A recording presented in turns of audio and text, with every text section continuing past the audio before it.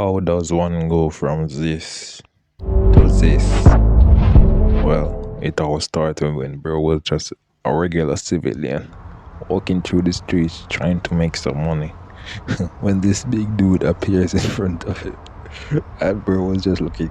Now, I tell you what, I like you and I want you. Now we can do this the easy way or we can do it the hard way. The choice is yours. Eventually, our main character wakes up, surrounded by darkness. Now his pressure points are blocked, so he can't really move his body. As he's laying there, he thinks, what wrong did I ever do? What wrong did I ever do to deserve this? Which is understandable, because some random dude just came up to him and kidnapped him. He then regains a little bit of control over his body. He then listens to his surroundings and hears droplets of water and decides to move in that direction. He then eventually comes across a wall and tries to climb it, but he couldn't do it and decides to lie back down.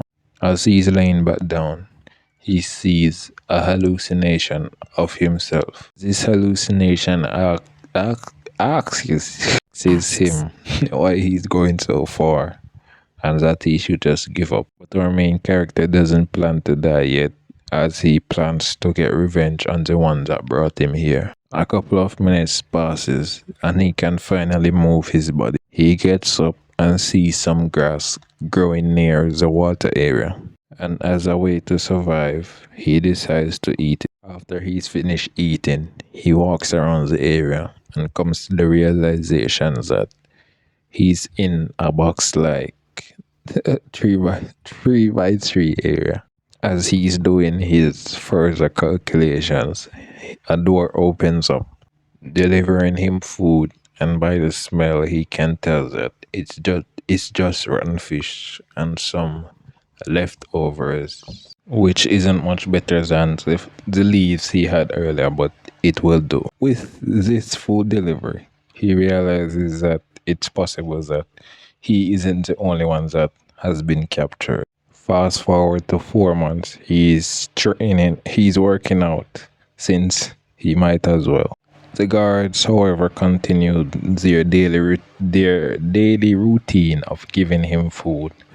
He tries to talk to them but never gets a reply. The bright side of things though, his eyes has started to adapt to the darkness, but there isn't much to see as it's just centipedes in his room. As he is resting, a snake wraps around his arms and bites him. He screams out in pain, but he's determined to get through this. He looks better than ever. As it turns out, when a snake bites someone, their body neutralizes the venom, if that's possible. Their body adapts to the venom, from what I can see or what he says. He then gets the idea to let the snake bite him again. And while it did hurt, it just didn't hurt as much as the first bite. The snake see this is like, nah, and decides to dip. But suddenly, a door opens up and he walks out and takes a look around. He then comes across a corpse that could have been him if he wasn't the MC. He thinks that it's no use checking the other doors cause it might just be the same. And he comes across a door unlike the others. Now this arc, he meets some view which I couldn't tell you the name of them. I got to the back of my head, I couldn't tell you the name of them. So I will just name out the key points that you guys should remember. Just know that 6 years has passed and they were training the kids into assassin. The kids they captured into assassin. And just know the main character has been mastering stealth techniques to the point where one of the instructors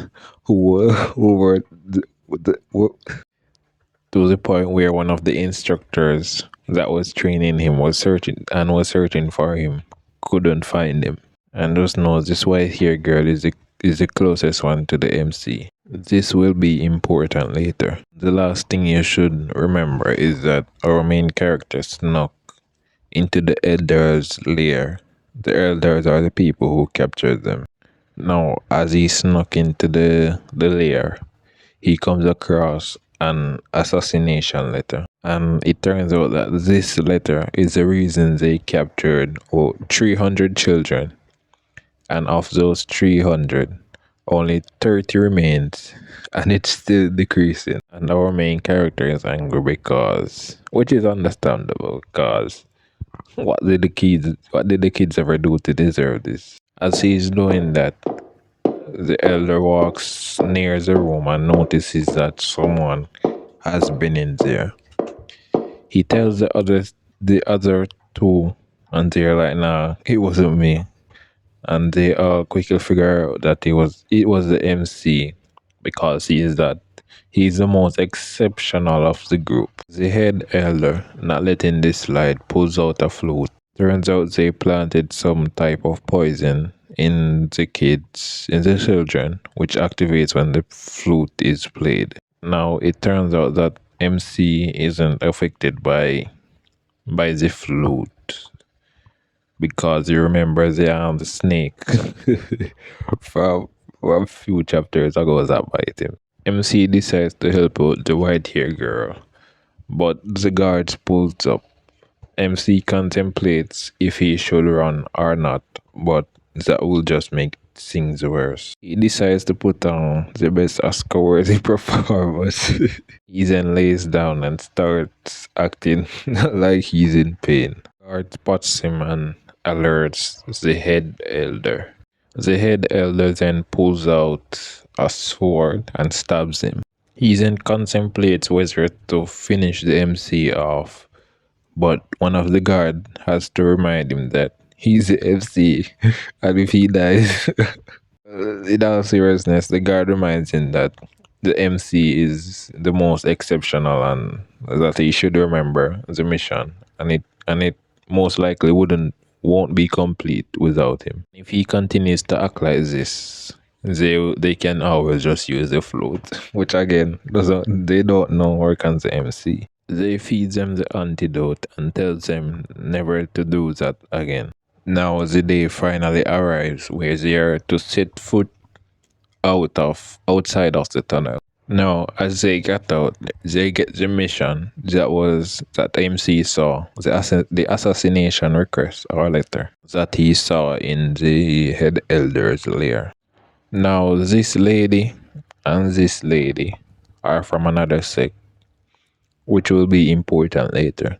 Now, as MC is chilling, waiting for nightfall to start the assassination, a guy right beside him gets stabbed. MC realizes that they are at a disadvantage and gives the squad the go to escape. The same dude that killed one of the assassins earlier, not allowing this to happen, takes his spear and throws it, eliminating one of the assassins. He then takes another spear and eliminates the rest of them until it was finally MC's turn. He throws the spear, but MC flips it and sends it right back. He then takes this chance to eliminate the ones that were close to him. And he then begins to run away, since it will be stupid to fight them all. While running, he realizes that the guy knew that assassins were there. As he realizes that, arrows suddenly begins to fly at him. A couple do stab him, but he's able to get up and tries to sense the elders, but he couldn't. This signifies that they have abandoned them. He must think of a plan, but first he is to take out the one that was chasing him. He then uses his blood to lure one in and finishes him off. He then jumps into a nearby stream, coming across Alan with codes from his assassin's comrades. He suddenly then gets attacked from behind. He ducks and he realizes that it's the white hair girl. She then falls to the ground due to being heavily injured. Claims that she is happy to see him However, he catches her. He then realizes that she might not have that long left to live. He then asks about the others, and she tells him she's not sure as they all got separated. She then exclaims how everyone had to struggle to get this far, only to die by people who they didn't even know. MC then informs her it was due to them having a target named Gunsang, and that's why they trained them as assassins for 7 years. And since they didn't have any more use for them, they want to get rid of them now. MC then promises to get revenge on the one that dragged them all in here. She then tells him that she has faith in him and asks him to fulfill her last request by calling her by her full name. Now, as he watches her passes, he promises to get revenge.